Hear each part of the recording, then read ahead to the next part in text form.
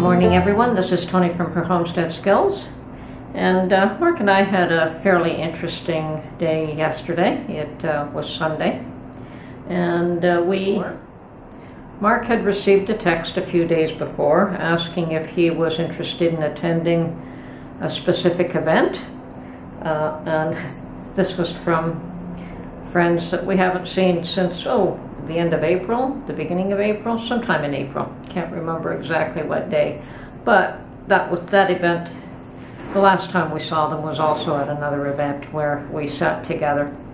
And Mark asked me if I would be willing to go, and I said certainly. And so we all met up at this particular event, and what it was a celebration of life for an individual that was known throughout a community that Mark and I are a part of, but he was not known to us specifically.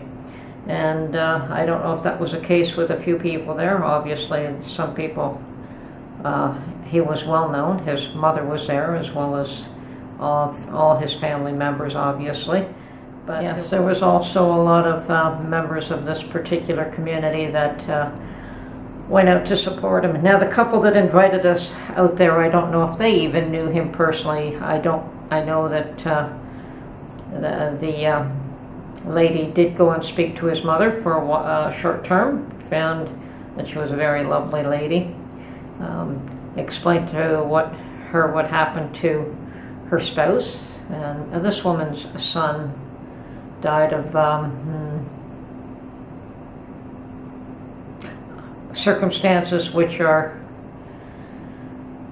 shall probably remain, they're not clear, okay? They're not clear, and family is still trying to find out what actually happened. But anyway, the event was interesting, to say the least. It had both an indoor and an outdoor component, and somebody brought in a very large, well, not a very large, but large for me, a cannon that he fired off a number of times in memory of this individual. And as I was filming the cannons firing off, there was also another event in the sky, and that was what Mark later on explained to me was a missing man formation. And it went overhead at the same time, and I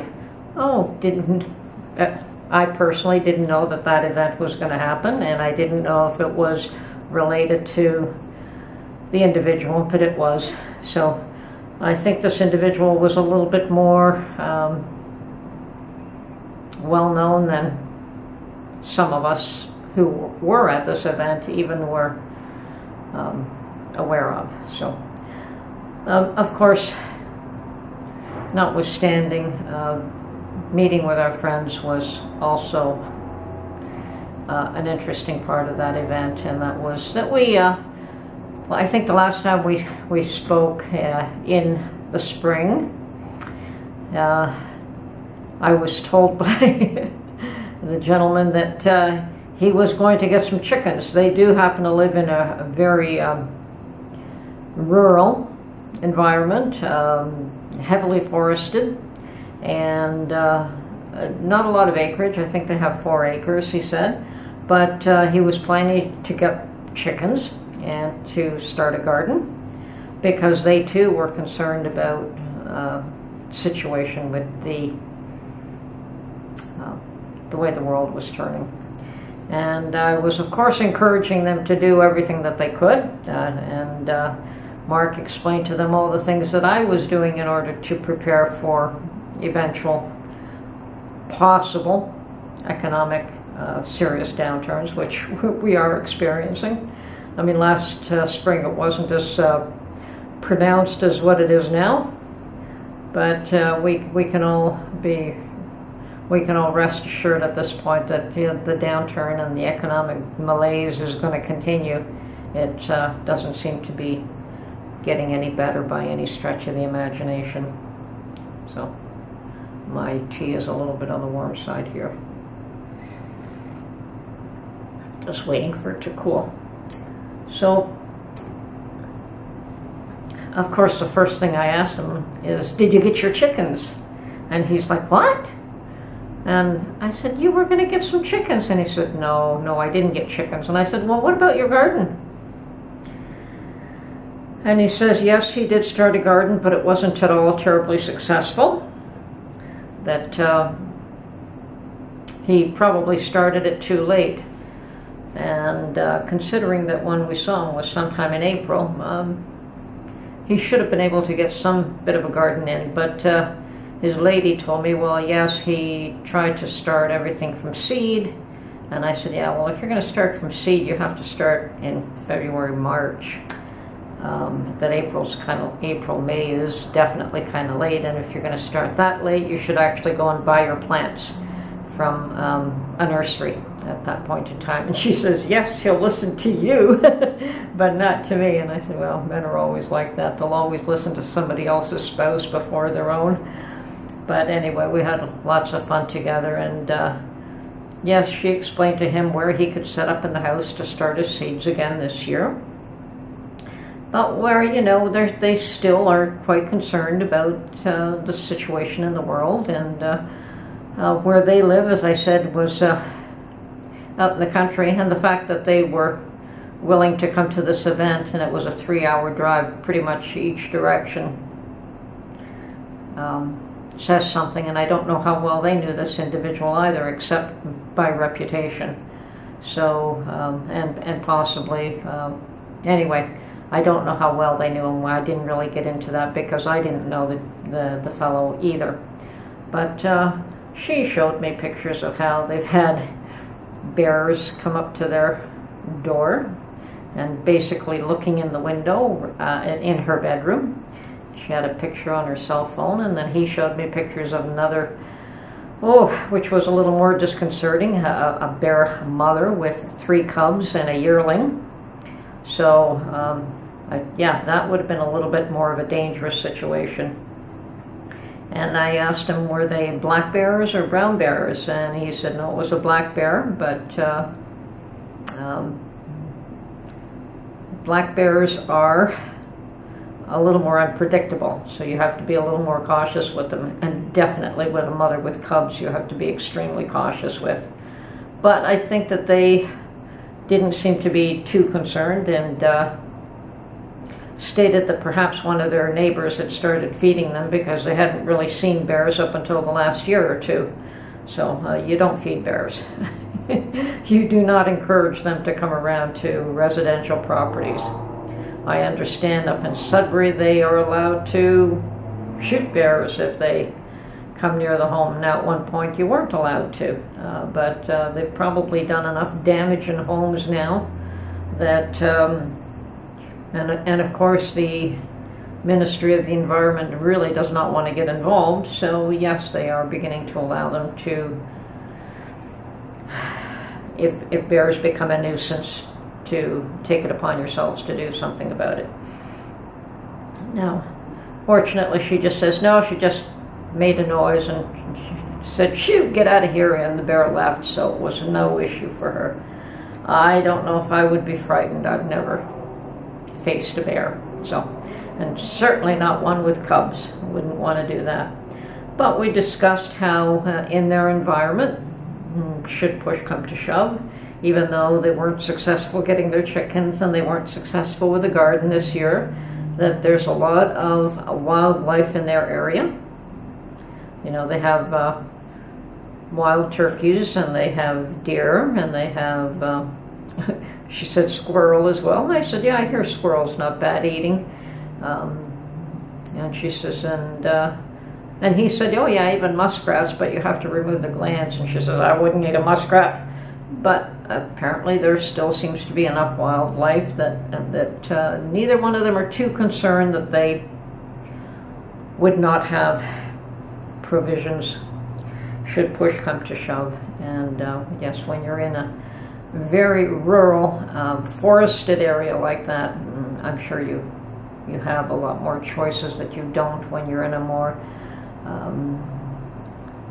in an environment where there's a lot more people around you and people on your very doorstep. So, as I said, they didn't seem to be too concerned. They also claim that they've put away a lot of provisions. And as I said, Mark explained to them all the things that I have been doing. And that he felt that we were good for a specific length of term before things got ugly. And yes, when it comes to even just the amount of beans and rice, although you can get pretty sick of beans and rice, I certainly have a lot of them in-house. Yeah. And beans and rice are better than no food at all. So, and that's the position I took when I purchased the quantity of beans and rice that I did. Certainly not a lot of the beans are not something we eat a lot of, but I see. Yeah, I would have no issue with eating more beans and less other things if it was necessary. So, yeah, as I said, it was an interesting day. And now I'm sitting back and wondering, what else can I do? There is no such thing as going back to what we considered normal. And there's no such thing as new normal. There is, in my mind, nothing that is normal. And life is ever-changing, and the chaos just seems to be deepening now. All that means is that some people will suffer and some people will gain. Not everyone faces complete loss. There are certainly people that will gain advantage, and it's not just the rich that will take advantage of a deteriorating society. Some average folks do okay as well. It's just they probably see something that some others don't, and take advantage of that situation while they can, if they're in a position to do so. Certainly, there are fears about a housing market collapse. I don't know how valid that one is going to be. I know in Canada, the housing market, well, in Ontario, it's just crazy. It's just crazy. I think people may lose some value, but I doubt that there'll be a crash. But who am I? I don't know. I don't know. I have seen in my lifetime 2 downturns in the housing market. And the first one, I think, is when I bought, the first one that I was aware of was the first time that I purchased a house. And I think I paid the same price as the previous owner, and he'd lived in it for a couple of years. So it wasn't a huge discount, but he didn't make any money on it, and I managed to pick it up at a reasonable price at that time. I didn't like the house, but it was sizable, and it was big enough for a growing family, and lived there for a few years. And then the next one that I bought was many years later again after a boom, and the boom started to subside and house prices dropped. And I thought, I kept looking during the boom and hoping and praying that I could buy a house. And of course you couldn't during those times, or I couldn't. But eventually they came down to the point where there was a house that I liked. Mark liked other ones, and I wasn't too fussy on the layout. But we did come to a point where I found something that I liked. And of course Mark thought I paid a little too much for it, but it was definitely reduced from what it would have been a year before that. So the fact that I just stayed looking year after year, finally it just came to a point where I was able to buy something. It had come down that much. Admittedly, the house did not increase in price for at least a good 5-6 years after I purchased it, because I did buy it at the bottom. And that was okay. I wasn't buying a house as an investment. I was buying a house as a home. And so getting back to economic changes, this coming time, many people are panicking, many people are running scared, many people are telling you should be running scared. But I think until it directly affects you,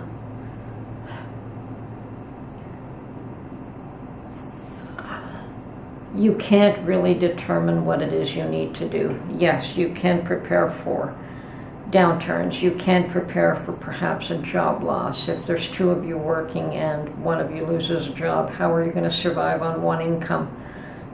The dilemma, of course, is if both of you lose a job at the same time, and I've been there, and that's not fun.